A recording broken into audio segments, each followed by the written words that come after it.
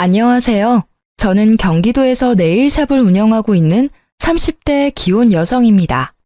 저는 19 이른 나이에 부모님 두 분 다 사고로 갑작스레 돌아가셨습니다. 그래서 남들보다 조금 일찍부터 일을 시작했어요. 사실 부모님 살아계실 때에도 넉넉한 형편은 아니었어서 저는 고등학교 1학년 때부터 여러 아르바이트를 했었습니다.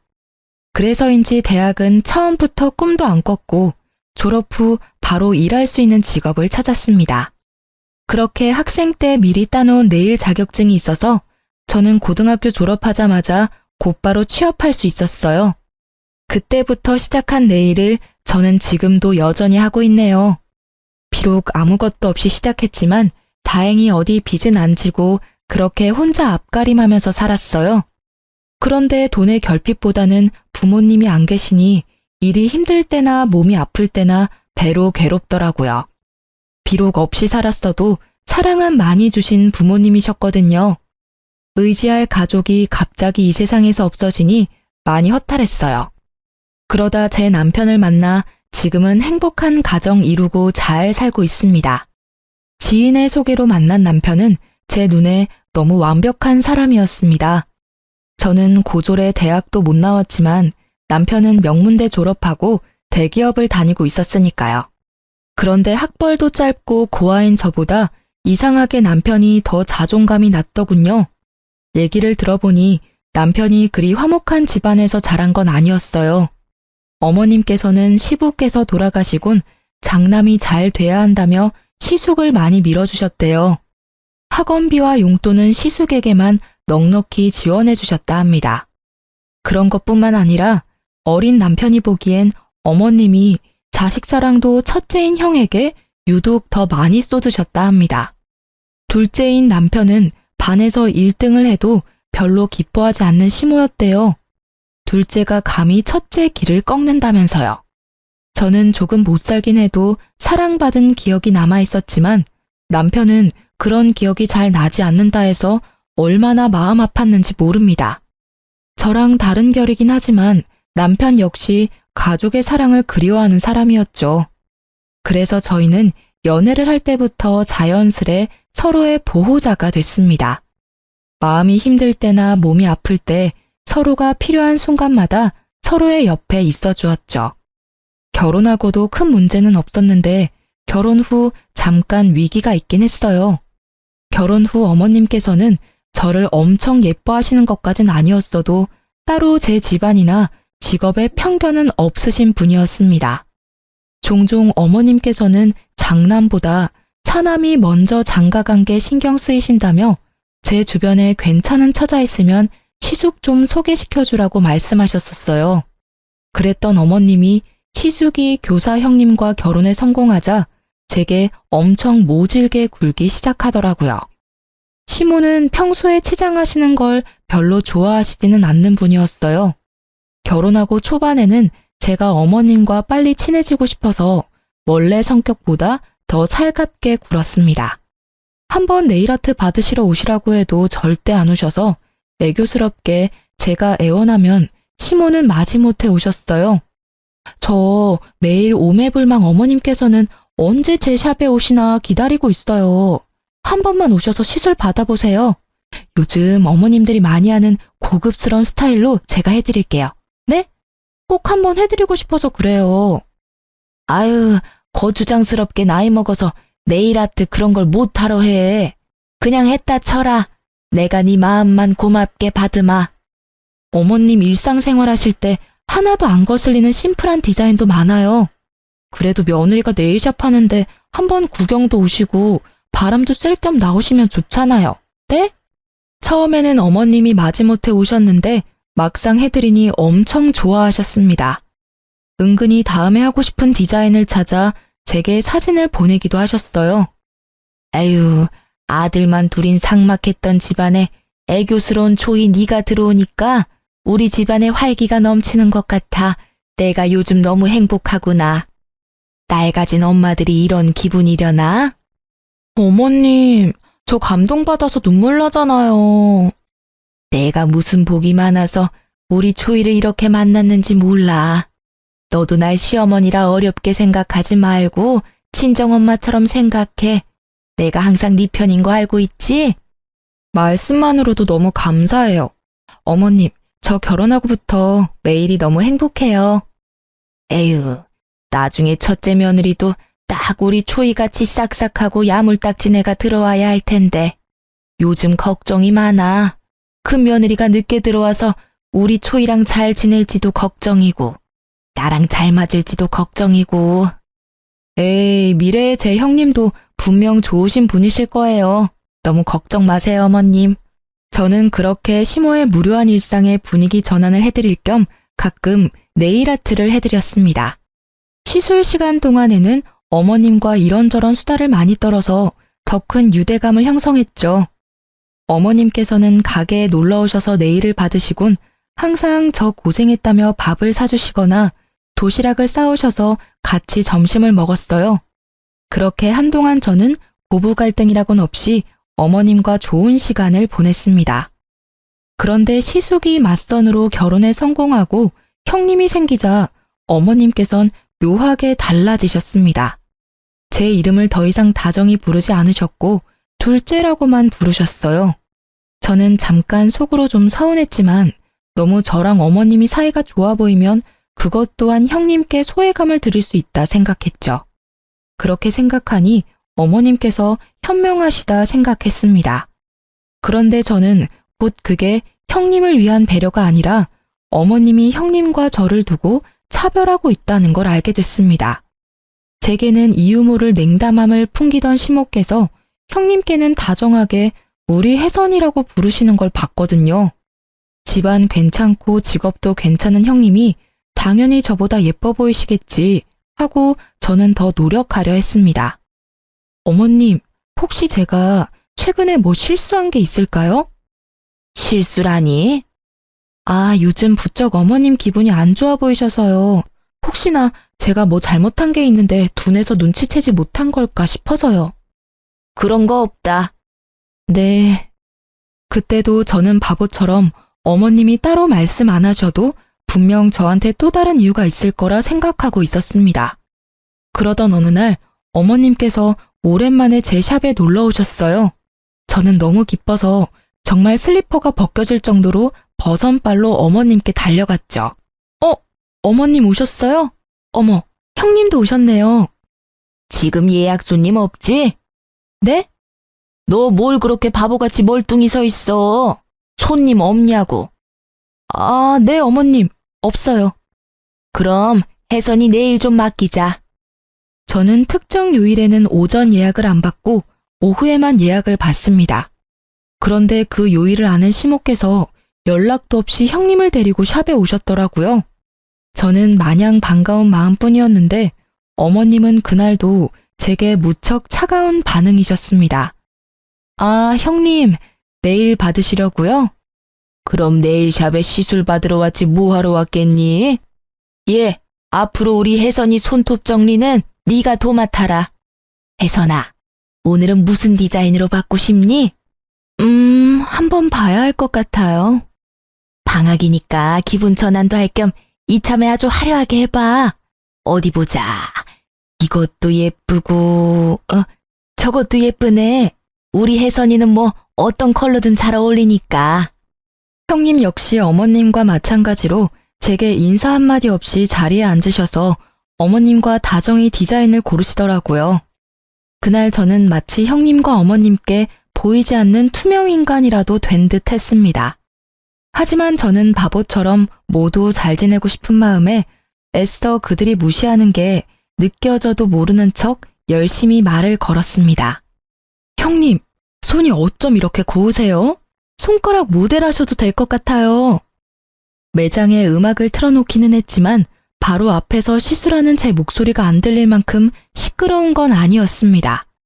하지만 형님은 제 말을 가볍게 무시하고 곧바로 어머님께 말을 걸더라고요. 어머님, 나중에 식사는 어디에서 할까요? 글쎄다. 주변에 맛집이 뭐가 있었더라? 우리 혜선이는 뭐 먹고 싶은 거 있니? 어머님, 그때 저랑 가셨던 맛집 어떠세요? 시술 끝나고 형님이랑 다 같이 가요. 예, 둘째 너는 아무리 그래도 마실 거라도 한 잔 내놓지 않고 종알종알 말만 많니. 참 셀프라지만 어휴. 어머, 제가 금방 가져다 드릴게요. 두 분 오셔서 제가 너무 들뜨는 바람에 그만 깜빡했어요. 어머님은 커피 드시고 형님은 어떤 거 드시겠어요? 녹차, 아이스티, 커피, 오렌지 주스 이렇게 있어요. 됐다, 아서라. 마실 건 내가 가서 가져올 테니 넌 시술에나 집중해라. 원 산만해서는 우리 혜선이는 커피는 못 마시니까 주스 괜찮지? 네, 어머님. 역시 제 취향 너무 잘하세요. 감사합니다. 아, 형님 죄송해요. 제가 정신이 없어서 오셨는데 음료 한 잔을 못 드렸네요. 아, 동서 되게 쓴다. 네? 어떤... 동서, 평소에 고객들한테 억지로 말 많이 걸어야 하지? 근데 쓰지 마. 우린 가족이잖아. 지금은 굳이 말 안 걸어도 돼. 그리고 난 좀 조용히 시술 받고 싶어. 알잖아. 교실 워낙 시끄러운 거. 그래서 모처럼 쉬는 날은 좀 조용히 있고 싶네. 무슨 말인지 이해했지? 네? 아, 네. 그렇게 형님은 어머님이 잠시 안 계실 때 제 입단속을 시키더니 그 뒤론 어머님이랑 폭풍 수다를 떨더군요. 저는 그 수다에 끼어들지 못했어요. 저도 사람인지라 수치심이 느껴져 더 이상 살갑게 먼저 형님께 대화를 시도하지 않고 묵묵히 시술만 했습니다. 그런데 어머님까지 기본 손톱 케어를 다 해드리고 나자 두 분은 제게 고맙다거나 고생했다는 말 한마디 없이 바삐 일어나시더라고요. 네, 결국 저만 빼고 형님과 어머님은 식사를 하러 갔습니다. 도대체 제가 뭘 잘못했길래 그렇게 냉담하신 건지 저는 또 바보같이 혼자 서운함을 꾹꾹 눌렀어요. 그런데 그 다음날 형님에게서 연락이 왔어요. 저는 어제 인사 없이 가서 미안했다, 뭐 고마웠다 이런 말을 들을 줄 알았는데 형님께서 처음부터 하는 말이요. 어쩔 거야? 여보세요? 형님 아니세요? 내 번호 안 떠? 뭘 또 물어? 나 맞아. 형님, 왜 그러세요? 동서, 내 손톱 어쩔 거냐니까? 손톱이 왜요? 무슨 문제 있으세요? 일단 제일 문제는 손톱이 너무 거추장스럽고 불편해 죽겠어. 게다가 엄청 따끔거리고 손톱 사이에 진물도 나오는 것 같거든? 어떻게 배상할 거야? 아니 실력 개뿔도 없으면서 무슨 샵을 하겠다고. 형님, 아무리 화가 나셨다 해도 좀 말씀이 지나치시네요. 우선 손은 괜찮으세요? 죄송해요. 저도 샵하면서 정말 이런 경우는 처음이라 이유를 모르겠어요. 일단 저랑 같이 병원부터 가시겠어요? 내가 왜 너랑 같이 병원을 가야 하니? 그리고 사과를 할 거면 똑바로 해. 저 형님, 속상하신 마음은 알겠는데 호칭은 똑바로 해주세요. 뭐? 꼴에 지금 자존심 상한다 이거야? 시댁 식구들 앞에서나 우리가 형님 동서지. 그나저나 내 손톱 어쩔 거냐니까? 손님이 클레임을 걸었으면 사과를 제대로 해야 할 것 아니야. 장사 이따위로 할래? 가게 문 닫고 싶은 거 아니지? 멀쩡한 손톱 몇 개는 부러졌다고. 이거 어떻게 책임질 거야? 형님, 저는 평소대로 시술했고, 아니, 오히려 더 신경 써서 해드렸어요. 같이 병원도 가기 싫다시고 진짜 손톱 문제 생기신 게 맞다면 샵 한번 들려주세요. 제가 원인 파악해볼게요. 어머, 내가 왜 그래야 하는데? 됐고, 가족끼리니까 내가 이번 한 번만 눈 감아줄게. 그 대신 나도 피해를 봤으니까 오는 게 있어야겠지? 동선의 샵 정기권 얼마야? 20회짜리 있으면 그걸로 끊어주고 퉁쳐. 네? 그게 무슨 말씀이세요? 왜? 아까워? 형님 저 뭐 믿고 20회나 시술 받으시려고요. 또 문제 생기면 어떡해요? 뭐? 제가 병원에 가자니까 한사코 거절하며 저희 샵 내일 정기권으로 이 상황을 퉁치자는 형님의 말이 의아하더군요. 게다가 전화하는 내내 저를 무시하는 말투에 기분이 많이 나빴던 저는 바로 그 제안을 거절했어요.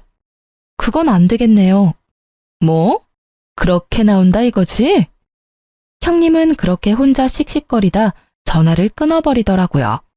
제가 문자랑 전화를 남겨도 다 무시하길래 진짜 손톱에 문제가 생긴 게 맞나 의심이 들었죠. 손톱 사진이라도 보내달라고 했는데 형님은 그렇게 아무런 연락이 없었어요. 그러다 며칠 후에 시댁에서 형님을 마주할 수 있었습니다. 형님과 인사하자마자 손을 확인했는데 장갑을 끼고 계시더라고요. 식사가 전부 끝나고 난 뒤에야 저는 형님께 말을 붙일 수 있었어요. 형님, 잠깐 저랑 얘기 좀 나눠요. 잠깐만, 동서 기다려볼래? 어머님, 설거지 두세요. 며느리가 둘씩이나 있는데 어머님이 왜 설거지를 하세요? 이제 설거지는 저희한테 맡기세요. 안 그래, 동서? 어머, 역시 우리 큰아가는 뭐 흠잡을 데도 없고 센스가 넘쳐. 둘째는 보고 배워라. 네, 어머님. 그래놓고 형님은 주방에 서서 제게 귓속말을 했습니다. 난 동서 때문에 손 다쳤으니까 설거지는 동서, 너 혼자 해. 형님, 장갑 벗어보세요. 제가 봐드릴게요. 뭐?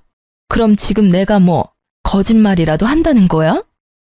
저한테 말씀하셨던 것처럼 손톱 부러지고 짓물라고 하는지 제가 봐드린다고요. 그래야 병원비도 드리죠. 참나, 됐거든? 내가 거지야? 병원비가 없겠어? 제가 억지로 형님 장갑을 벗기려 하자 벼랑간 형님이 우는 척을 하더라고요. 아니, 동서, 내가 그렇게 싫어? 이게 무슨 일이냐? 너희 싸웠냐? 그땐 저희 남편과 시숙께서 담배 피러 마당에 나간 상태였고 놀란 시모만 무슨 일이냐고 한 걸음에 달려오셨어요. 어머님, 아무래도 동서는 제가 마음에 안 드나 봐요. 저는 정말 잘 지내고 싶었는데. 동서, 내가 미안해. 늦게 들어온 주제에 내가 눈치 없이 형님 노릇한 거지? 이게 뭔 소리냐? 둘째 네가 큰애기한테 뭐라 했냐? 아니요, 아무 말도요. 형님, 갑자기 왜 우세요? 그날 내일 받고 내가 돈 안 내고 가서 미안해. 난 어머님이 내신 줄 알았어. 어머님, 소란 일으켜 죄송해요. 동서가 내일값 달라 해서 제가 미안하다고 사과했어요. 동서, 내가 바로 입금할게. 근데 공짜 내일 했으니 시댁 일은 나 혼자 알아서 다 하라는 말은 좀 심한 것 같아. 왜 동서까지 설거지하게 만드냐고? 우린 이 집에 들어온 며느리잖아. 며느리로서 도리는 다 해야지. 오늘은 동서 말대로 나 혼자 설거지할게. 난 동서랑 사이좋게 지내고 싶어. 형님은 어머님 앞에서 명령기를 펼치셨고 고작 설거지가 하기 싫어서 형님을 울렸다는 모양새를 만들어 저를 모함했습니다. 너무 황당하고 어이가 없는데 아무것도 모르고 혼부터 내는 시모를 보고 저는 더 억울했죠. 너 그깟 네일아트 해주는 게 뭐 그리 잘나서 이 나라 이바지하는 교사 형님한테 진상짓 하고 있냐? 지금 질투하는 거야? 그런 게 아니라요, 어머님. 제 말도 좀 들어보세요. 어디 큰 소리야? 이제 시애미도 구분 못해? 어디 윗사람 공경할 줄도 모르고 어줍잖은 견제를 하고 있어. 못난 것, 으이그. 어머님, 제 말은 들어보시지도 않고 어쩜 그러세요? 지금 너 나한테 소리 질렀냐? 잔말 말고 설거지나 깔끔하게 다 해놔라. 난 그네 진정시키고 올 테니. 저 설거지 못하겠어요. 이유 없이 미움받을 바에 미움받을 짓 하고 미움받을래요. 아니, 저게 정말? 어머님, 그냥 두세요. 동서, 자격지심이 너무 심한 거 아니야? 형님이야말로 저한테 왜 이렇게까지 하시는지 모르겠어요. 저는 정말 사이좋게 지내고 싶었거든요. 이제 그럴 마음 싹 사라졌어요. 거짓말에 이간질에 도대체 형님이 얻는 게 뭔가요? 시모와 형님은 제 울음기 섞인 말에도 아랑곳하지 않고 안방으로 사이좋게 들어갔습니다. 형님은 그 순간 저를 보고 묘한 비웃음을 흘리더라고요. 와, 순간 사이코패스인 줄 알았어요. 저는 그 방문을 바라보다 고무장갑을 내팽개치고 마당에 있는 남편을 데리고 시댁에서 나왔습니다. 저를 일방적으로 모함하고 괴롭힌다고 해서 울면서 당하고 있기 싫었거든요. 제 손에 이끌려 집에 돌아온 남편은 혹시 무슨 일이 있었냐고 물었죠. 하지만 저는 아무 일 없다고만 말했습니다. 남편에게 곧장 다 말할까 했지만 안 그래도 회사 일로 요즘 너무 힘들어하는 남편 머릿속을 더 복잡하게 만들고 싶지 않았습니다. 시모는 설거지 안 하고 갔다고 한마디 할 줄 알았는데 잠잠했습니다. 형님도 아무런 연락이 없었고요. 그러다 저는 놀라운 사실을 깨달았습니다. 그즘 휴대폰을 바꿨었는데 제 모든 통화 내용이 자동 녹음되고 있었더라고요. 생각해보니 형님과의 통화 내용도 있겠다 싶었죠. 찾아보니 정말 다행스럽게도 형님이 제게 막말하며 진상짓했던 통화 녹음이 남아 있었습니다. 저는 아무런 말도 덧붙이지 않고 형님에게 통화가 녹음된 파일을 톡으로 보냈습니다. 그러자 형님은 제게 바로 전화를 걸어 싹싹 빌더군요. 동서, 통화 녹음하고 있었던 거야? 얼마 전에 전화 고장나서 바꿨는데 자동으로 통화 녹음이 됐더라고요. 어머님 눈에는 마음 넓고 천사 같은 형님인데 저한테 이렇게 막말하신 거 막상 들으시면 어떤 반응하실지 저 너무 궁금해요. 동서, 일단 만나서 얘기하자. 나도 동서 말대로 사이좋게 지내고 싶어. 왜 아니겠어. 내가 정말 미안해, 응? 이거 나 말고 또 다른 식구들한테 보낸 건 아니지? 저 바빠서 전화 이만 끊을게요. 동서! 제가 무시하고 전화를 끊자 형님은 곧바로 가게로 와서 제게 무릎 꿇고 빌었어요. 동서, 제발 내 체면 좀 살려줘. 내가 그래도 남들이 보기엔 멀끔하고 교양 있는 교사잖아. 내가 이렇게 소리 지르고 막말하는 모습 보면 어머님도 많이 속상해하실 거고 서방님이랑 우리 남편 사이도 곤란해질 거야. 우리가 서로 잘 지내야 하지 않겠어? 응? 저는 처음부터 형님이랑 잘 지내보려고 했어요. 선 넘은 건 형님이시고요. 내가 어떻게 하면 되겠어? 내가 어떻게 하면 동서 마음이 풀리겠어? 내가 정말 미안해. 나 한 번만 봐주라. 내가 첫째 며느리인데 둘째 며느리인 동서보다 늦게 집에 들어왔다고 나 혹시라도 무시당할까봐 내가 그래서 오히려 더 기센 척 못되게 군 거야. 정말 다른 뜻은 없었어. 동서, 나 진짜 나쁜 사람 아니야. 알면 알수록 진국인 사람이라고 내가. 그럼 일단 손톱 좀 봐요, 형님. 진짜 저한테 시술 받고 엉망이 됐는지 봐야겠어요. 이건 제 커리어가 걸린 문제이기도 하거든요. 다 거짓말이야. 멀쩡해. 동서, 내가 받아본 네일 아티스트 중에 제일 잘해. 내가 인정해. 그러니까 정기권 달라고 했지. 일단 결제부터 하세요. 시술 받았던 거 결제도 하시고 사과도 똑바로 하세요. 형님으로서 사과한 건 지금까지 들었으니까 됐고요. 시술 받고 진상짓한 거 손님으로서 제대로 사과해 주세요. 알았어. 미안해. 다 오해였어. 오해가 아니라 거짓말이잖아요. 그래, 다 거짓말이었어. 내 손톱 아주 멀쩡하고 동서 시술은 아무런 문제 없었어. 미안해. 손 좀 내밀어 주세요. 사진 찍어놔야죠. 또 나중에 어떻게 말씀 바뀔지 모르니까요. 알겠어, 동서. 그럼 이제 마음 풀린 거지? 저도 사람인지라 금방 마음 풀리진 않겠네요. 그래도 앞으로 사이좋게는 못 지내더라도 우리 나쁘게 지내진 말아요. 저는 진심으로 형님 환영했고 형님이 생긴다는 것만으로도 기뻤어요. 알지. 내가 동서 마음 다 알지. 어머님께도 그때 오해 만든 거 형님이 알아서 풀어주실 거죠? 당연하지. 내가 만든 일인데 내가 풀어야지. 결국 저는 미안하다며 손이 발이 되도록 비는 형님의 사과를 받아줬어요. 형님이 어머님께 뭐라고 말했는지 모르겠지만 어머님은 싸우지 말고 다 같이 잘 지내보자고 연락이 먼저 오셨어요. 하지만 저는 이미 상처를 받아서 어머님께 더 이상 살가운 며느리가 될 수는 없더라고요. 원래라면 시댁에 자주 가서 좋은 시간 보냈을 텐데 저는 시댁에 가는 발걸음을 줄여나갔습니다. 남편 역시 저 때문에 시댁의 발길을 끊었습니다.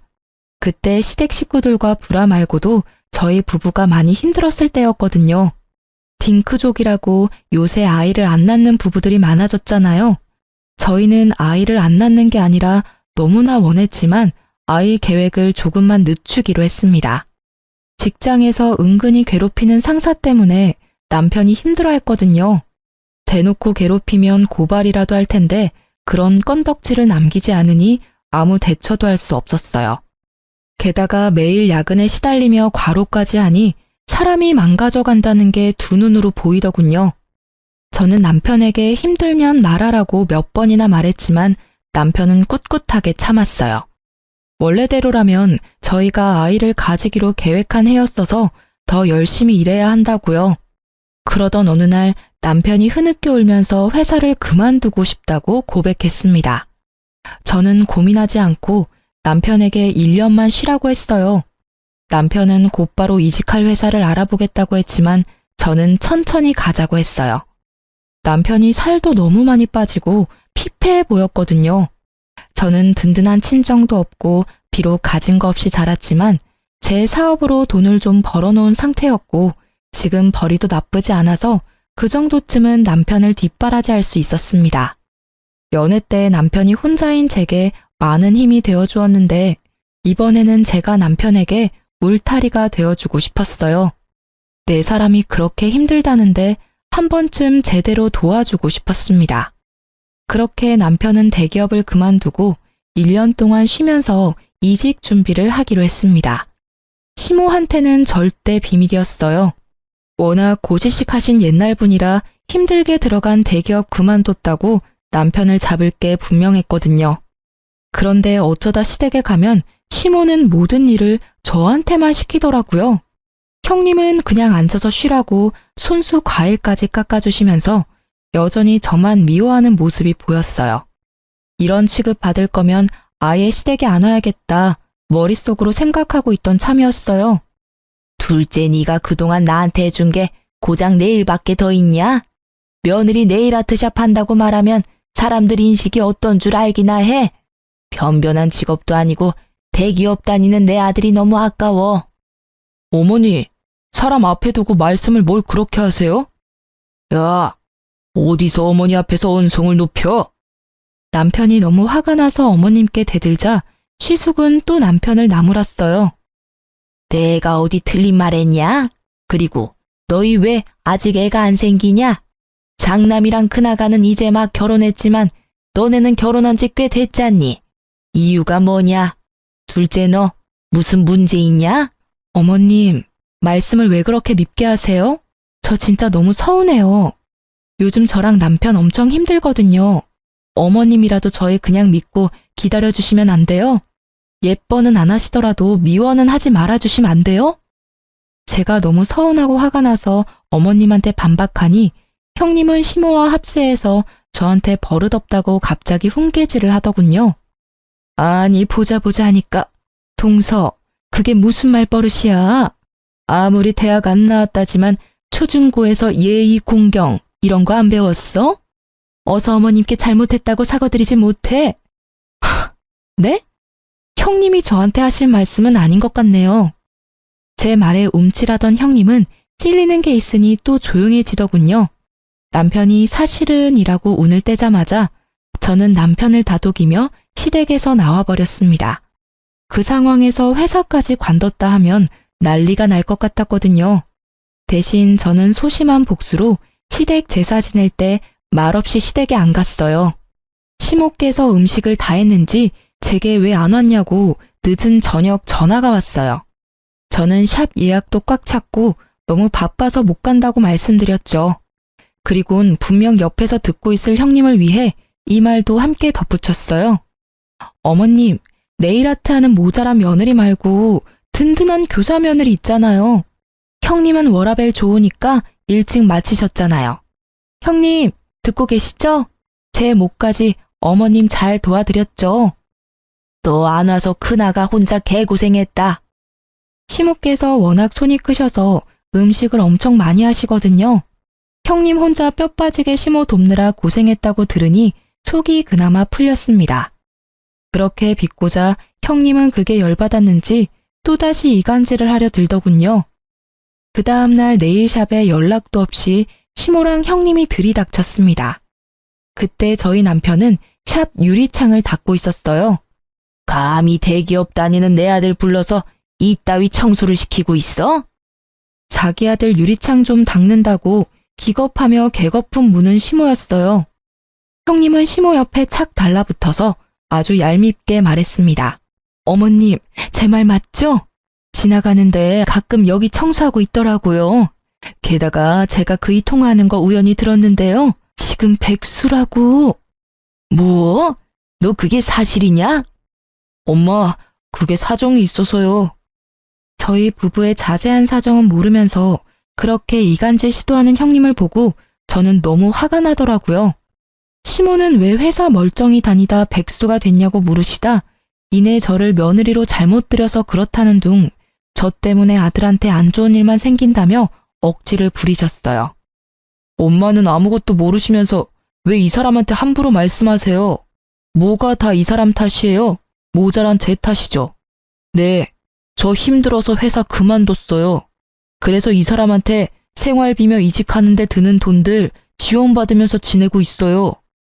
뭐? 아이고야, 다들 힘들게 회사 다닌다. 뭐가 대단히 힘들다고 멀쩡히 잘 다니던 대기업을 그만둬. 남들은 못 가서 안달인데. 넌 안사람이 돼서는 남편 안 말리고 뭐 했냐? 남편에게 전혀 공감이나 위로는 못하고 나무라던 시모는 급기야 제 뺨을 때리려 했고 남편이 막자 이내 남편을 후드려 베기 시작했습니다. 넌 네 마누라만 중요하지? 어떻게 이렇게 엄마 뒤통수를 치냐?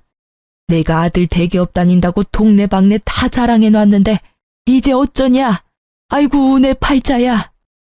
어머님, 제발 그만 좀 하세요. 그래도 아들이니까 괜찮냐고, 무슨 일이냐고 먼저 여쭤보실 줄 알았어요. 어머님 아들이요. 회사 상사 때문에 괴로워서 우울증 약 먹기 직전이었어요. 제가 회사 그만두라 했어요. 그렇게라도 숨통 트여놨는데 왜 다시 어머님이 숨통을 조이려고 하세요? 그리고 아무리 어머님이시라도 내 남편 몸에 손찌검하지 마세요. 이 사람 충분히 힘들다고요. 하지만 시모는 눈 하나 꿈뻑하지 않으시곤 저에게 또 막말을 시작했어요. 보다 못한 남편은 자기가 어머님께 맞는 건 몇 대라도 맞아드리겠지만 제게는 막말하지 마시라고 화를 냈어요. 그리고 이어지는 남편의 말에 옆에서 구경하던 형님도 놀라고 어머님도 조용해지시더라고요. 엄마, 그동안 살아오면서 엄마가 도와달라고 하신 일들 내가 군말 없이 도와드렸잖아요. 장남인 형은 능력 없어서 내가 다 도와드렸잖아요. 엄마 힘들 때 도와드리는 자식이 누구일 것 같아요? 바로 저예요. 그런데 이러시면 안 되죠. 저 앞으로 엄마 무슨 일 생기셔도 절대 안 도와드릴 거예요. 그래? 그래라. 난 내 장남이랑 교사인 큰며느리만 있으면 된다. 손주도 우리 장남이랑 큰아가한테서 받으면 돼. 충격받은 남편이 말을 잇지 못해서 그 다음부터는 제가 나섰습니다. 형님이 제일 잘하는 이간질을 저도 해봤어요. 어머님, 혹시 아주버님이랑 형님 딩크족인 거 모르셨어요? 뭐? 딩크? 그게 뭐냐? 어디 뭐 새로 나온 욕이냐? 결혼할 때 애 안 낳기로 서로 합의하고 결혼하는 사람들 보고 딩크족이라고 해요. 형님, 딩크족이잖아요. 시모 눈이 희번뜩해지고 형님은 당황한 눈치였어요. 시모가 형님한테 사실이냐고 캐묻자 왜 이간질하냐며 저를 밀치고 머리채를 잡으려던 형님이었습니다. 하지만 재빠른 시모가 먼저 형님 머리채를 휘어잡았죠. 말 그대로 개싸움, 난장판이 나자 저는 웃으면서 말했어요. 지금껏 형님 네가 했던 게 바로 이간질이에요. 왜?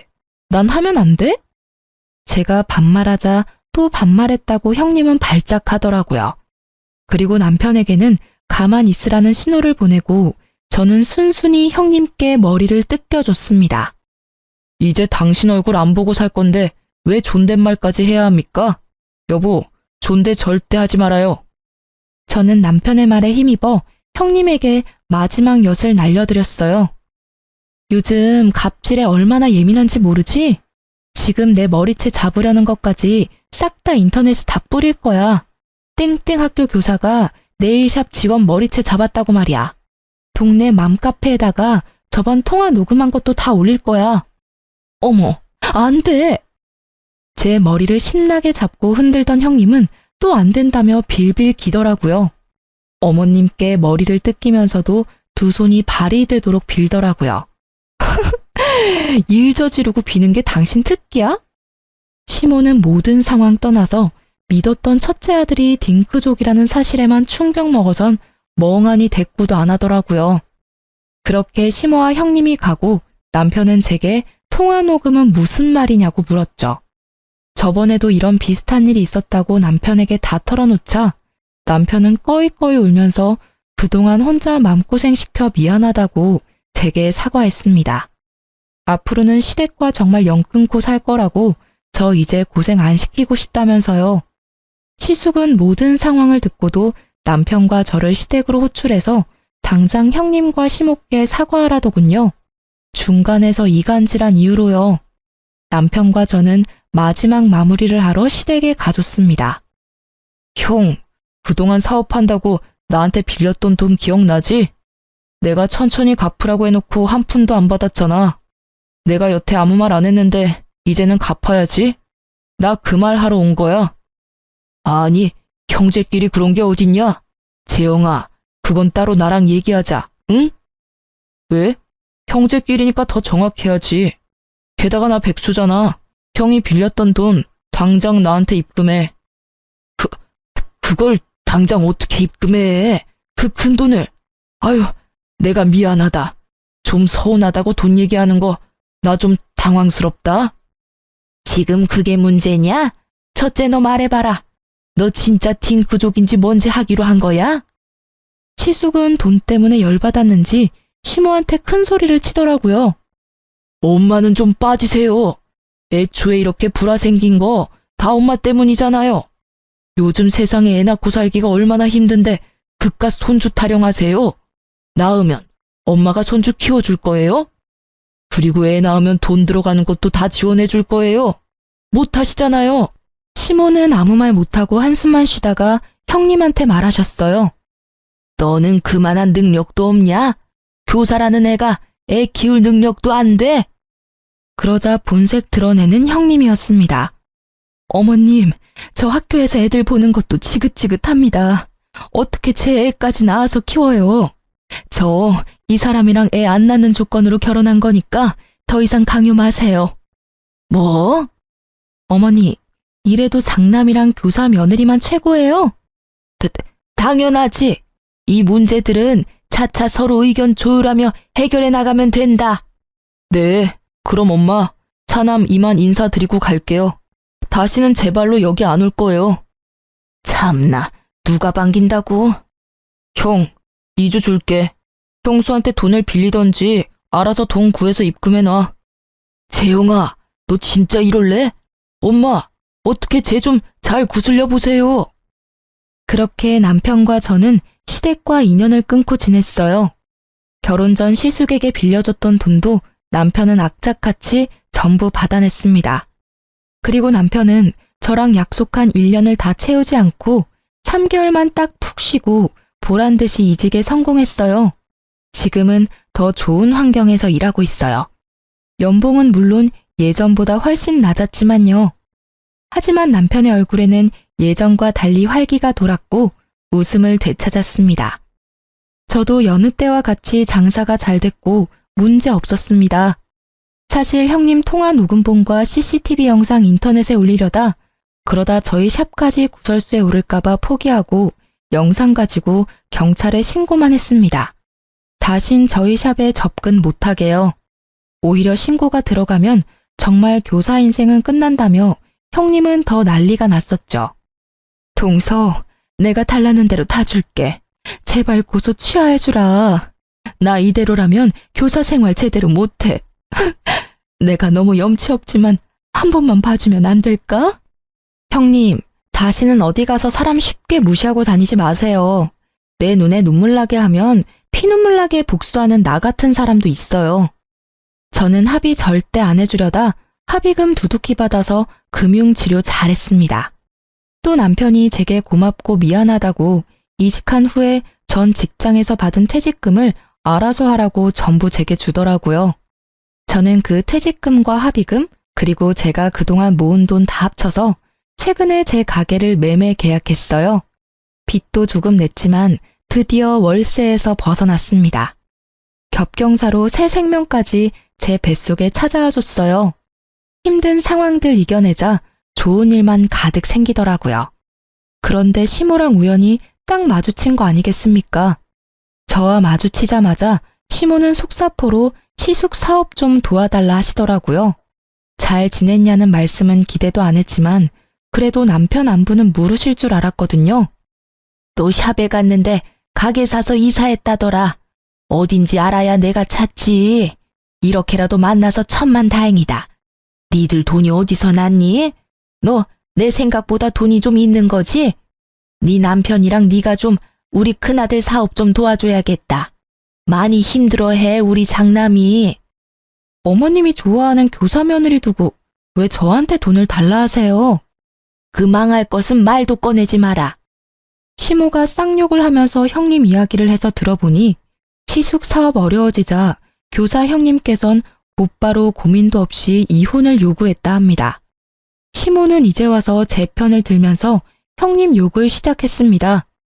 내가 교사라는 점 하나 믿고 너무 걔를 신뢰했어. 오죽하면 너랑 나 사이 이간질하는지도 모르고 홀라당 넘어갔잖니. 그래서 마지막엔 내가 그것 싸대기를 시원하게 날려줬다. 웃으면서 은근히 제 손을 잡으려 해서 저는 시모의 손을 거칠게 거부했어요. 그러자 시모는 머쓱한지 시숙의 근황까지 털어놓으시더라고요. 시숙은 절대 이혼 안 해줄 거라고 배신감에 쌓여 형님 인성 파탄났다며 동네 맘카페에 형님에 대한 신상과 더불어 형님 욕을 도배하듯 올려서 진흙탕 싸움 났다고 합니다. 자세히는 모르지만 한때는 형님이었던 그 여자는 교육청에서 징계를 받을 것 같더라고요. 저는 신나서 이야기하는 시모에게 시숙 도와줄 돈 같은 건 없다고 냉정하게 말했습니다. 화를 낼 줄 알았는데 갑자기 눈을 크게 뜨면서 제 배를 주시했습니다. 너 배가 볼록하구나? 네, 맞아요. 저희 애기 생겼어요. 그러자 울면서 냅다 바닥을 치는 시모였습니다. 내가 잘못했다. 한 번만 봐줘라. 우리 예전에 사이 좋았잖니. 아이고, 우리 손주가 여기 있었어. 아들이야, 딸이야? 어머, 할머니야, 우리 아가. 울면서도 기뻐하는 시모의 모습에 소름이 돋더라고요. 저는 곧바로 배를 감추며 애기 태어나도 어머님께 보여드릴 일은 없다고 매몰차게 자리를 떴습니다. 그동안 시모의 전화를 피했던 남편은 그날만큼은 어머님 전화를 받았어요. 이제야 전화를 받냐? 너 애기 생긴 걸 왜 진작 말 안 했냐? 엄마가 그럴 만한 자격 있으세요? 집사람 태교에 안 좋으니 다신 연락도 하지 마세요. 아이고, 내가 미안하다. 다 진심이 아니었어. 아들, 엄마랑 정말 얼굴 안 보고 지낼 거야? 네, 전화 끊을게요. 아들. 그렇게 시모는 남편에게 일방적으로 용서를 빌다가 또 태교에 안 좋으면 출산 때까진 연락을 안 하고 있겠다며 사라지셨습니다. 현재 저는 다행히 출산 잘했고 아이도 건강하게 잘 크고 있습니다. 남편에게 나중에야 들었는데 시숙은 사업 망하고 시댁 집까지 근저당이 잡혀서 빚 갚느라 공사판 전전하고 있다고 합니다. 남편이 마음이 약해서 아예 도와주지 않은 건 아니었대요. 못 받을 걸 알면서도 착한 남편은 시숙에게 조금 돈을 빌려줬다고 합니다. 남편을 믿으니까 그 액수가 얼마인지는 굳이 묻지 않았어요. 시모는 식당 알바를 하신대요. 그 뒤로 남편도 저도 뵌 적은 없는데 가끔 남편에게 돈을 입금하십니다. 애기용품 사라고 보내시는 것 같아요. 남편은 본인이 받은 상처와 제가 받은 상처가 있으니 꿈쩍도 안 하고 돈을 그대로 다시 시모께 보내고 있습니다. 그리고 애기 얼굴 좀 제발 보여달라고 애원하는 시모한테 얼굴은 직접 보여줄 수 없다고 딱 잘라 거절했습니다. 아이 사진만이라도 한 장만 보내달라고 너무 애원하셔서 사진만 보내드렸어요. 장난만 있으면 된다고 연끈차던 표독스러운 시모의 얼굴이 잊히지 않아서 직접 뵐 일은 아무래도 평생 없을 것 같습니다. 친정이 없던 저는 시댁 식구들이랑 정말 잘 지내고 싶었어요. 욕심이라면 욕심이었죠. 가족의 따뜻함을 시댁에서 찾으려고 했다니. 여러분, 가족이라고 무조건적으로 참아주고 살 수는 없다고 생각해요. 남편도 지금껏 살아오며 시모와 시숙을 여러 번 용서하고 인내했기에 더 큰 감정이 터진 것 같습니다. 아무리 가족이라 해도 서로 말 한마디 함부로 하면 안 된다는 걸 너무나 잘 아는 저희 부부예요. 저희 세 식구는 앞으로 최선을 다해 서로를 사랑하며 보듬으며 남은 인생 열심히 살아가려고요. 지금까지 제 긴 사연 들어주셔서 감사합니다.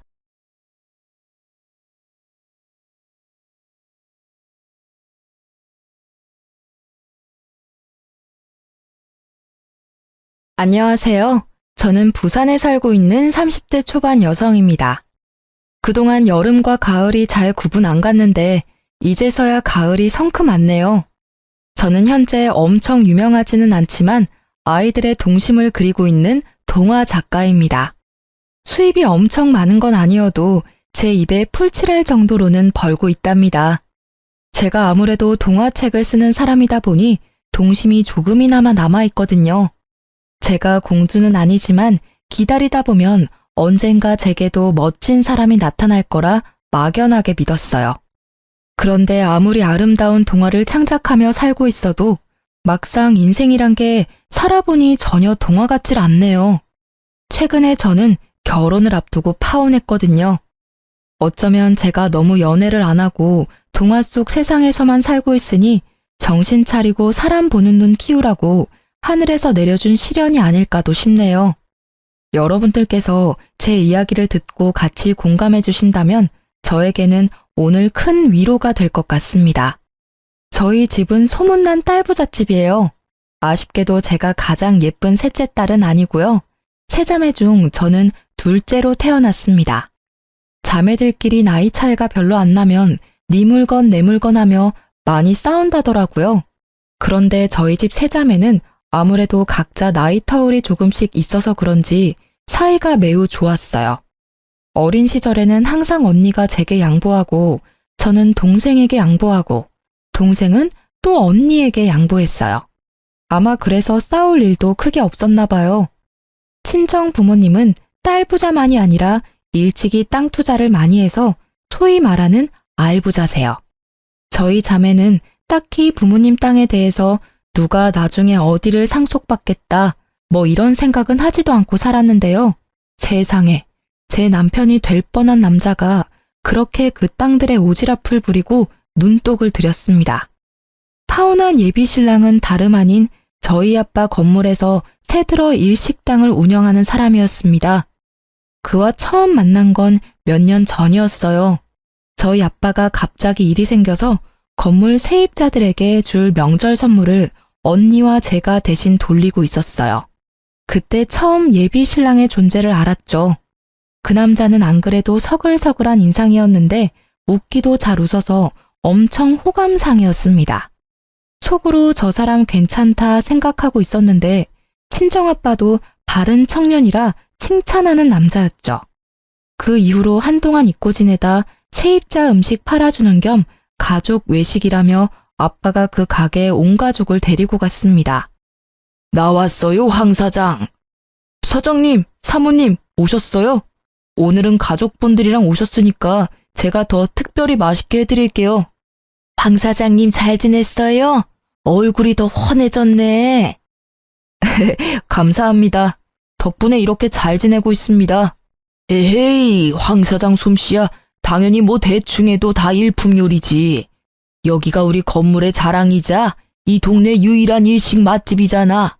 황 사장님, 내가 많이 애정합니다. 아차차, 여기는 내 딸들이야. 다 예쁘지? 네, 저번에 한번 인사 나눴어요. 안녕하셨어요? 아, 어머님을 닮아서인가?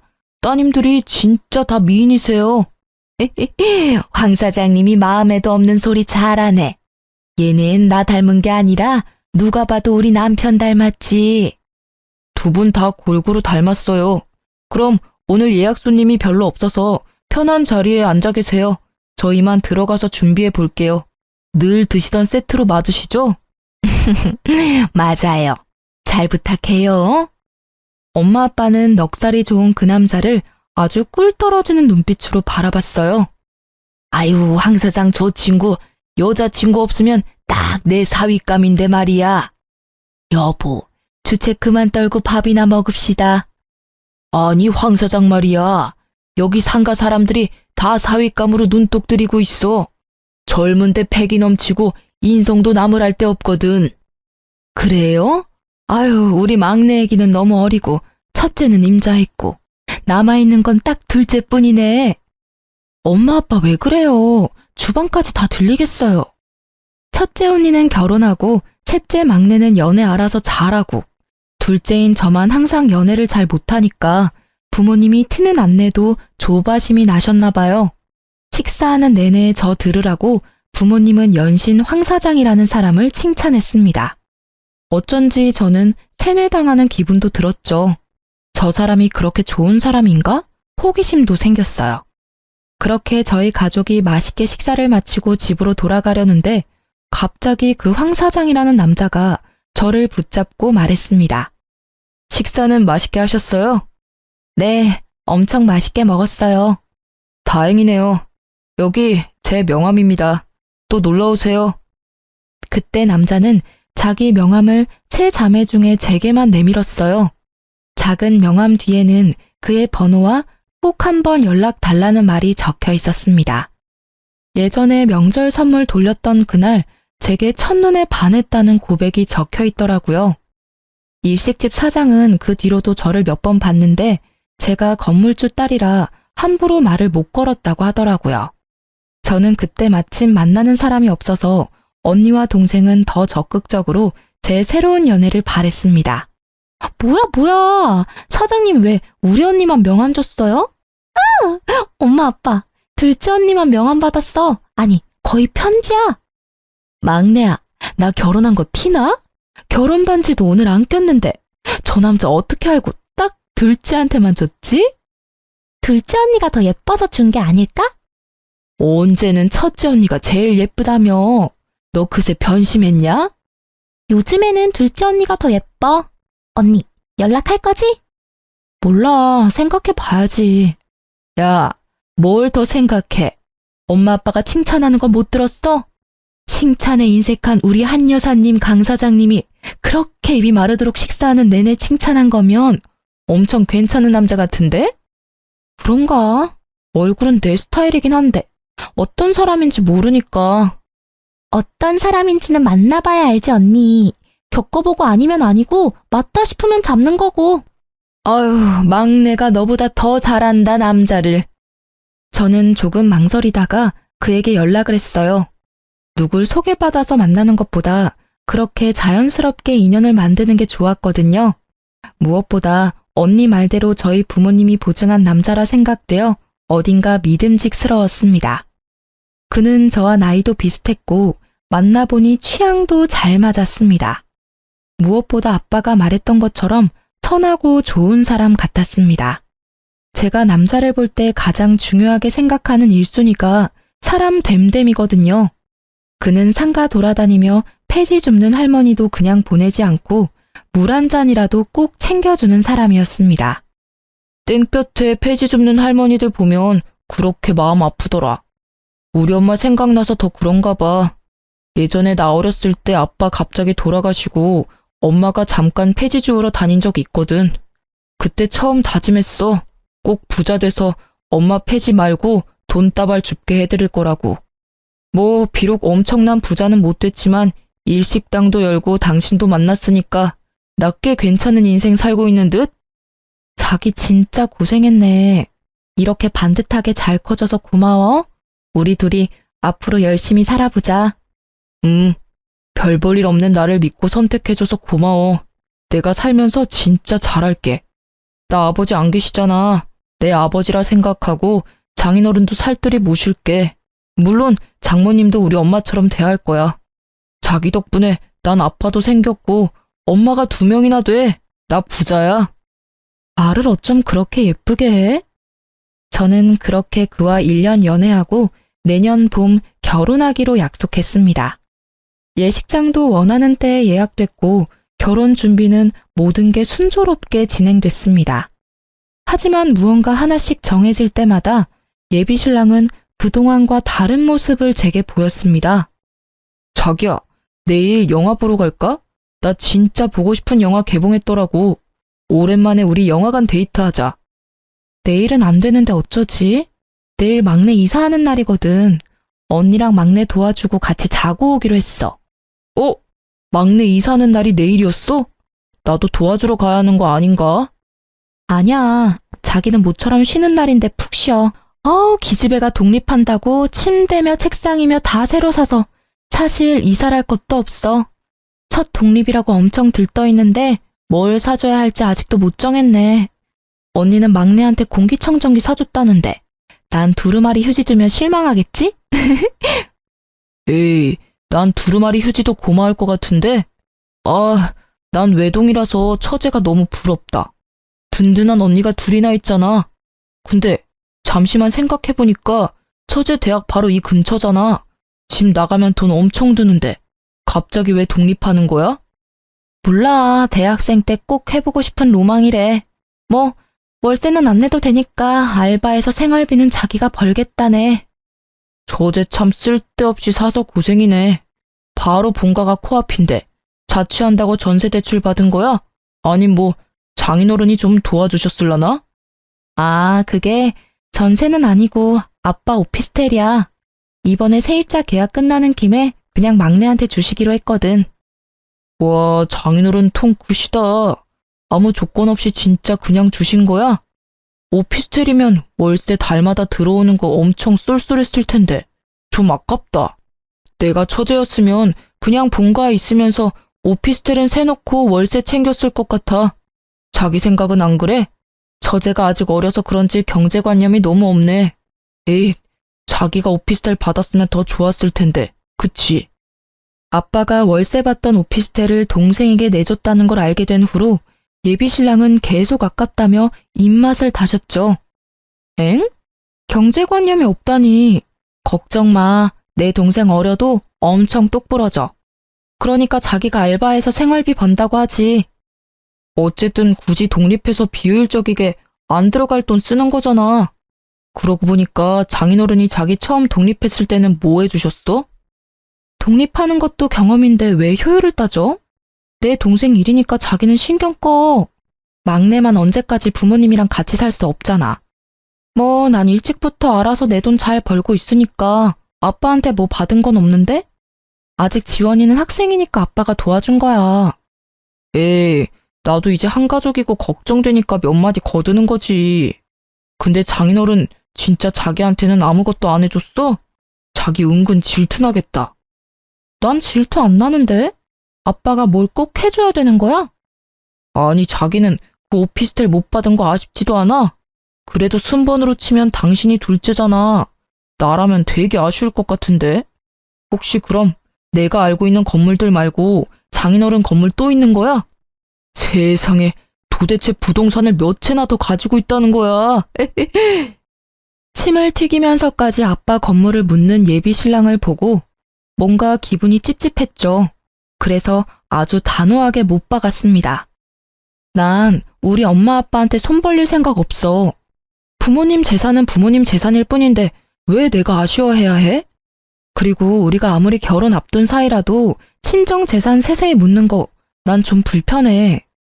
에휴, 알겠어. 그만 물어볼게. 근데 이건 진짜 알아둬야 하니까 딱 하나만. 뭔데? 처형이 결혼할 때는 장인어른이 뭐 해주셨어? 우리는 따로 뭘 해주신다는 말이 아직까지 없으니까 나 좀 기대도 되고 좀 궁금하네. 저는 이미 좀 짜증이 난 상태였는데 거기다 또 눈치 없이 예비 신랑은 제게 저렇게 덧붙이더라고요. 듣다 보니 이 사람이 저랑 결혼을 하고 싶은 건지 저희 아빠 재산을 받고 싶은 건지 좀 그렇더라고요. 뭐? 잠시만. 자기 혹시 뭘 기대하고 있는 거야? 우리 아빠 우리한테 뭐 안 줄 거야. 아니 반반 결혼하기로 해놓고 왜 갑자기 우리 아빠한테 기대를 해? 제가 듣다 못해 발끈하자 오히려 예비 신랑은 억울해하며 제게 화를 내더군요. 너 자꾸 아까부터 왜 이렇게 까칠해? 나 가진 거 없다고 지금 무시하는 거지? 그래, 나 가진 거 쥐뿔 없어. 당신은 돈 많은 부모님이랑 사이 좋은 자매들까지 있으니 매사 다 여유롭겠지. 근데 난 아니야. 솔직히 말이야, 장인어른 능력도 있으면서 우리 결혼은 신경도 안 쓰시는 거 나 좀 서운해. 자기만 내놓은 딸이야? 뭐? 난 지금 이 상황이 이해가 안 된다. 우리가 지금 아빠 도움을 받아야 할 형편이야? 나도 일을 하고 멀쩡히 당신도 일을 하고 있는데 우리가 뭐가 부족해서. 자기야, 내가 장인어른한테 당장 뭐 돈이라도 보태달랬어? 난 뭐 그냥 그런 기대감도 가지면 안 돼? 우리가 부족하다는 게 아니라 말하지 않아도 돈 많은 장인어른이 뭐 하나 해줄 법도 하잖아. 아유, 됐다. 그만 얘기하자. 그래, 그만 얘기하자, 제발. 내가 오해하는 건지 모르겠는데 지금 자기 말하는 거 들어보면 꼭 나 좋아서 결혼하는 게 아니라 우리 아빠 재산 보고 결혼하는 사람 같아. 에이씨, 뭔 말을 못해. 그렇게 저희는 연애하면서 처음으로 대판 싸웠습니다. 어떻게 보면 별거 아닌 것 같지만 친정 사이를 이간질하는 듯한 그의 태도와 아빠의 재산을 눈독 들이는 것처럼 보여서 한순간에 신뢰감과 정이 뚝 떨어지더라고요. 결혼 앞두고 많이들 싸운다는데 그게 제 얘기는 아닐 줄 알았습니다. 사람 무조건 사계절 겪어봐야 한다는데 제가 너무 오만했나 봐요. 겨우 사계절로 그 사람을 다 아는 줄 알았어요. 그 사람에게서 제가 몰랐었던 모습들이 나오자 이 결혼하는 게 맞나? 바로 주춤하게 되더라고요. 저와 연락이 일주일 넘게 안 되자 예비 신랑은 먼저 찾아와 자기가 경솔했다고 사과하더군요.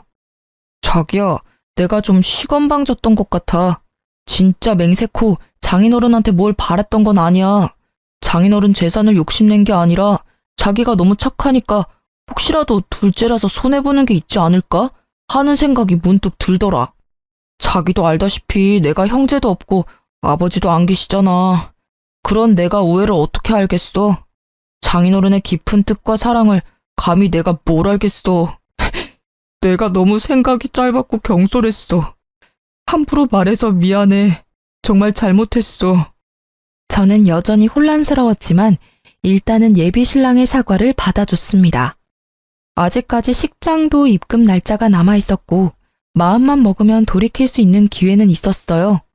다만 혹시라도 제가 결혼 앞두고 예민해져서 모든 걸 부정적으로 바라본 건 아니었을까 싶어 스스로를 점검할 시간이 필요했습니다. 저는 한 번 더 예비 신랑의 행동을 지켜보기로 했죠. 그런데 예비 신랑은 저와 그 싸움 이후로 어딘가 많이 조급해 보였습니다. 저희 결혼식은 내년 예정이었는데 난데없이 올해 꼭 결혼을 해야 한다고 하더군요. 자기야, 우리 결혼 날짜 말이야. 아무래도 내년은 너무 늦은 것 같아. 응? 다 정해졌는데 그게 갑자기 무슨 소리야. 사실은 엄마가 얼마 전에 점집을 갔거든? 근데 자기랑 나랑 올해 꼭 결혼을 해야 이혼수도 없고 앞으로 쭉 평생 잘 살 거래. 그런 말까지 들었는데 가만히 있기엔 엄마도 나도 너무 찜찜해서. 그래서? 아니, 아직 나 드레스도 못 맞췄고 식장 결제는 하지도 않았는데? 자기야, 우리가 당장 결혼식 하고 싶다 해서 바로 할 수 있는 상황이 아니야. 게다가 점쟁이가 말한 걸 어떻게 100% 신뢰해? 자기야, 일단 들어봐봐. 결혼식은 내년 예정대로 하는 거야. 근데 일단 혼인신고는 바로 해야 돼. 그건 간단해서 지금 당장 가도 할 수 있어.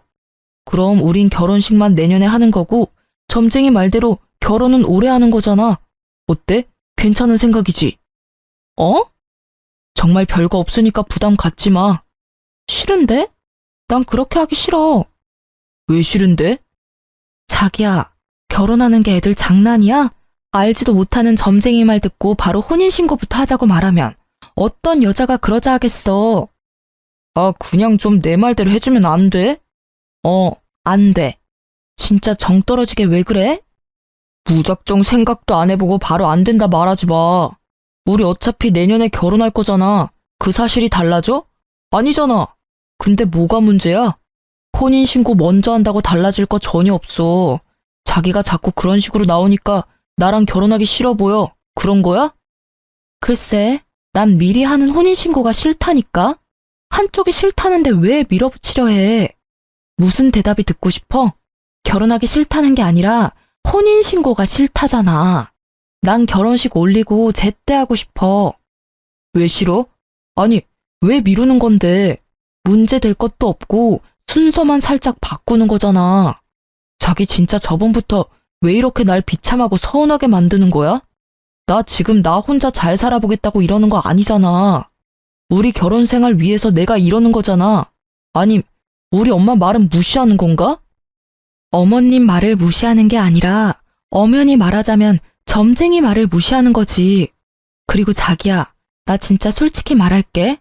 우리 지금 결혼 앞두고 계속 삐그덕거리는 것도 솔직히 이게 맞나 싶거든? 내가 싫다는데 억지로라도 혼인신고를 미리 하고 싶어? 아, 알겠어. 이번엔 내가 양보할게. 근데 원래 커플들 결혼 전에 많이들 싸운대. 자기 마음 내가 모르는 거 아니야. 나도 결혼 당사자인데 비슷한 마음이야. 그런데 이럴 때일수록 우리가 마음을 합쳐야 해. 제발 흔들리지 말자, 어? 내가 괜히 점쟁이 말 꺼내서 미안해. 저는 점쟁이 말 듣고 혼인신고를 미리 하자는 그 말도 안 되는 제안을 완강히 거절했고, 제가 질색을 하니 예비 신랑도 결국 포기했습니다. 나중에 그게 정말 제 인생에서 가장 잘한 일이었다는 걸 깨닫고 제가 얼마나 안도했는지 모릅니다. 처음 그놈과 싸운 것도 제 여동생 관련된 일이었는데 파혼까지 갔던 이유도 같은 이유였습니다.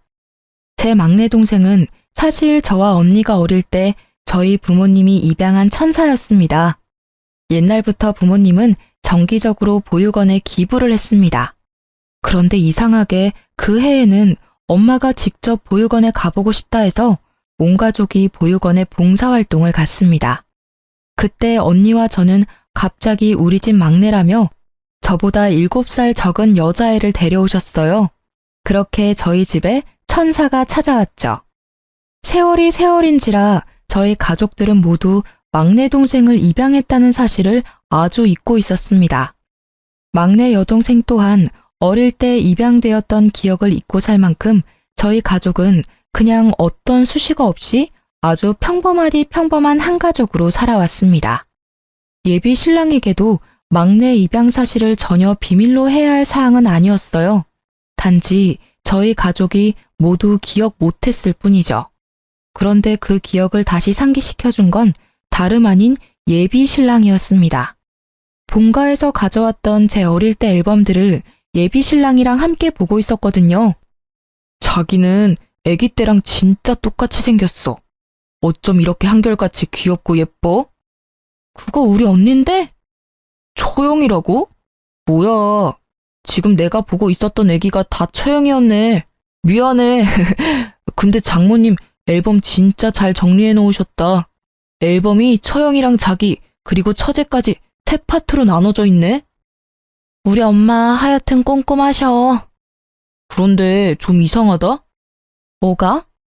각자 태어났을 때부터 시간별로 정리하신 것 같은데 왜 처제는 갓난아기 때 사진이 없지? 그럴 리가. 엥? 진짜 없네? 뭐지? 저는 한참을 생각하다가 순간 동생을 입양했다는 사실이 머릿속에서 번뜩였습니다. 아, 맞다. 와, 나 완전 잊고 있었어. 뭐를? 내 동생 말이야. 어렸을 때 우리 집에 천사로 왔어. 엄마 뱃속으로 안 오고 날아서 우리 품에 왔어. 그래서 아기 때 사진 없는 거야. 처제 입양했다는 말이야? 응, 맞아. 그 중요한 일을 정말 잊었다고? 혹시 일부러 숨긴 건 아니야? 나한테 책 잡힐까봐 숨긴 거면 좀 실망인데? 약간은 정색하는 예비 신랑의 표정을 보고 무척이나 당황스러웠습니다. 숨기다니, 그걸 뭐하러 숨겼겠어? 진짜 나도 가족들도 잊고 있었어. 다 어릴 때 일이고 시간도 많이 지났으니까. 책 잡힐까봐라니 말이 좀 듣기 그렇다. 어쨌든 다행이다. 뭐가 다행이야? 아니야, 내가 또 모르는 사실은 없지? 응, 없어. 근데 진짜 장모님이랑 장인어른 존경스러워. 딸이 이미 2명이나 있었는데 1명 더 데리고 온 거잖아. 너무 감동이다. 제가 변명 아닌 변명을 하자 예비 신랑은 굳었던 얼굴을 풀고 엄청 신난 듯 다행이라며 웃더군요.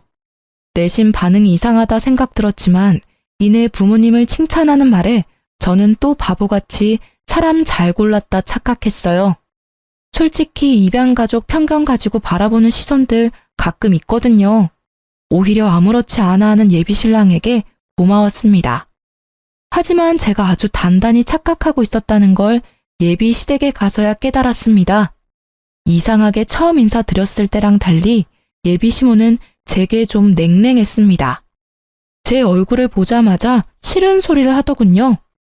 에휴, 진정이 넉넉하면 뭐하냐? 아주 쓸데없이 딸이 셋이나 있어서는. 둘째인 네가 뭐 제대로 물려받을 거라도 있겠니? 첫째는 첫째라서 많이 받고 막내는 귀여워서 많이 받고 둘째는 어쩔 수 없이 어느 집에서나 찬밥이야. 아유, 속 터져. 내 아들 결혼하고 팔 잡힐 사주인데 이게 맞는 결혼인지 난 아직도 잘 모르겠다. 네? 예비 시모의 말을 듣고 너무 기가 막혔는데요.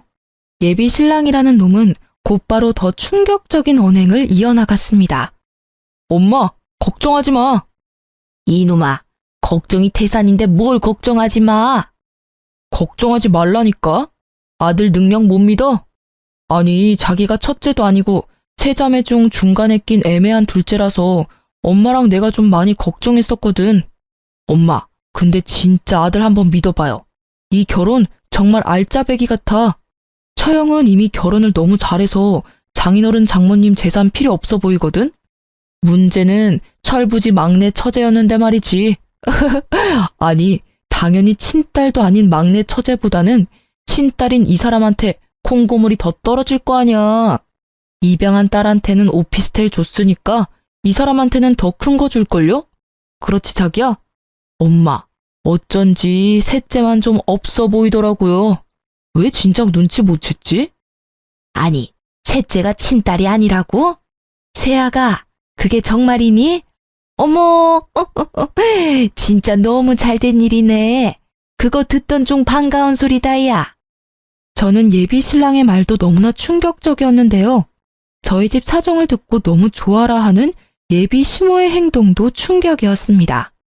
저는 한치의 고민도 없이 그놈의 따귀를 사정없이 날렸습니다. 할 수만 있다면 예비 시모의 입도 확 꿰매버리고 싶더라고요. 야, 너 지금 뭐라고 했어? 뚫린 입이라고 내뱉으면 다 말이야? 내 동생이 뭐가 어쩌고 어째? 야, 왜 난데없이 사람 뺨을 때려? 너 미쳤어? 아, 근데 이게 진짜 확... 아, 내가 여자는 안 때린다. 자기야, 결혼 앞두고 제발 나 자극 좀 그만해. 요즘 왜 그래 도대체? 그게 네 본색이었구나? 나 미쳤어. 눈 돌았어. 네가 사람이야? 아, 몰라봐서 미안하다. 사람 말 배운 짐승이었지? 얘, 뭐 잘못 먹었어? 아니 어디 감히 귀한 내 아들한테 손을 대? 그것도 시애미 앞에서. 어머님, 아니, 아줌마.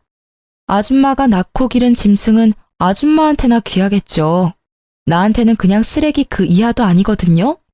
뺨 한 대로 끝난 걸 고맙게 생각하세요.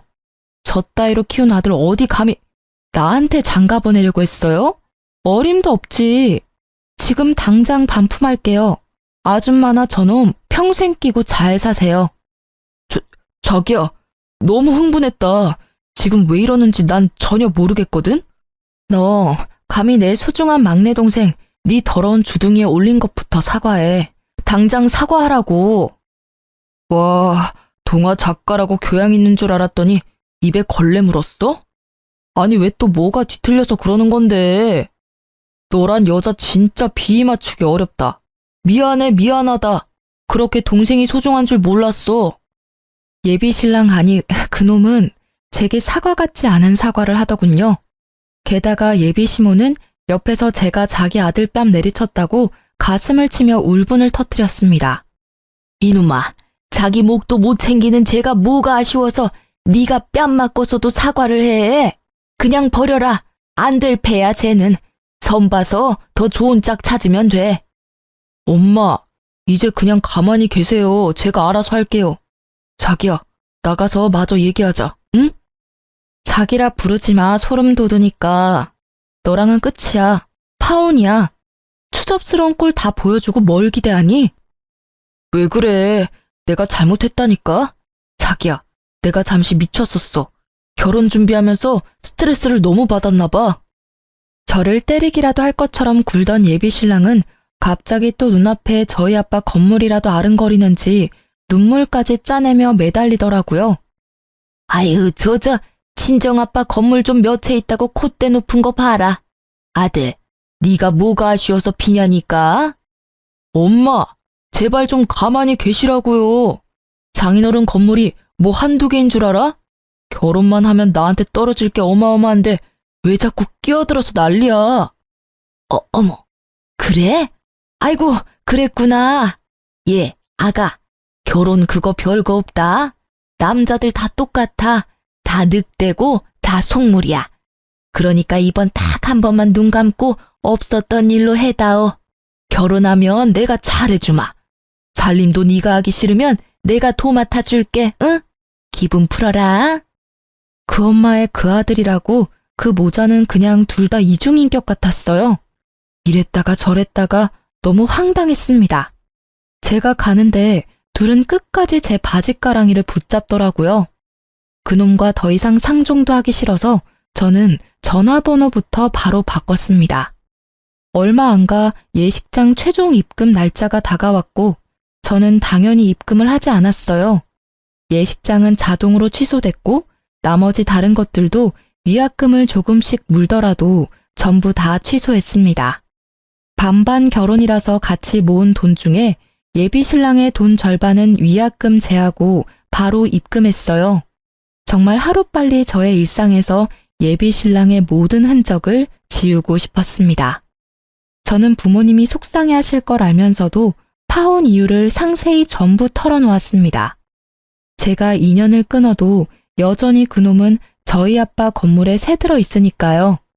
예비 신랑은 아니나 다를까 제가 연락이 안 되니까 저희 부모님을 찾아왔어요.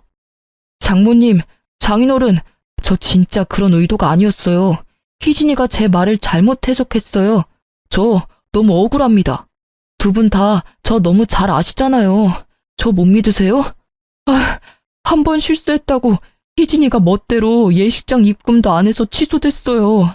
다른 것도 줄줄이 상의도 없이 취소했더라고요. 저 정말 괴롭습니다. 예약이야 다른 날 다시 하면 돼요. 그런데 희진이가 저희 결혼을 파토내려고 해요. 두 분이 좀 말려주세요. 네? 너무 잘 알지. 너 말고 내 딸을 잘 알지. 내 딸이 저렇게까지 화난 거면 넌 정말 고쳐먹을 수 없는 놈이라는 걸 스스로 증명한 거야. 어디 감히 내 딸을 모욕해? 장모님까지 왜 그러세요? 자네 무슨 낯짝으로 여기로 온 거야? 얻어맞기 전에 우리 눈앞에서 썩 꺼져. 구렁이 짓 하는데 나도 그만 깜빡 속을 뻔했네. 장인어른! 소름 돋으니까 장인어른이라고 부르지도 말어. 자네 가게 곧 재계약이라 내가 결혼 선물로 그 자리는 자네한테 주려고 했네만 이미 다 물 건너 갔네. 지복 지가 스스로 찬다고. 내 딸이랑 우리 마음은 떠났어. 사람 좋은 척 굴던 게 다 계획이었지? 가증스러워서 원. 에라이 퇴. 꺼져. 더 험한 꼴 당하기 전에. 예비 신랑은 아빠의 원래 계획을 듣고 정말 처음으로 크게 동요하더군요. 그동안은 악어의 눈물이었다면 이번엔 정말 자기 전부를 잃은 것처럼 목 놓아 울더군요. 잘못했습니다. 한 번만 봐주세요. 그놈이 잘못했다고 아무리 빌어봤자 아무것도 돌이킬 수 없었습니다. 제 막내 동생은 왜 갑자기 파혼을 하게 됐냐며 엄청 안타까워하고 궁금해했어요. 하지만 동생에게는 영원히 비밀로 하기로 했습니다. 그리고 그놈 가게 계약 종료날이 다가와서 제가 직접 가게 상태를 보러 간 날이었어요. 한껏 얼굴이 수척해진 놈은 제게 또 다정한 척, 사람 좋은 척 굴더라고요. 밥은 먹었냐부터 시작해서 요즘 봉사활동을 한다나 뭐라나 자기 근황 털어놓길래 저는 싸그리 무시했습니다. 이상 없네요. 보증금은 바로 입금해 놓을게요. 근데 왜 네가 왔어? 장인어른은? 저기요. 어디 장인어른이래. 말 조심하세요. 그리고 반말하지 말아요. 재수 없으니까. 입이 많이 거칠어지셨네요. 죄송합니다. 그 호칭이 습관이 돼서요. 그런데 잠시 보증금 입금하지 말아주세요. 저 계약 연장하고 싶거든요. 보증금 조금 더 드릴게요. 염치 없지만 제가 아직은 다른 곳으로 갈 형편까지는 안 됩니다. 그동안의 정을 생각해서 사장님께 대신 말씀 좀 드려주시면 안 될까요? 싫은데요. 거절할게요. 이번 주 내로 아내 집기들 다 빼주세요. 저기요, 저 싫어하는 건 알지만요. 일단 사장님이랑 상의를 해보시고. 한때는 예비 신랑이었던 놈은 마지막까지 아주 구질구질했어요.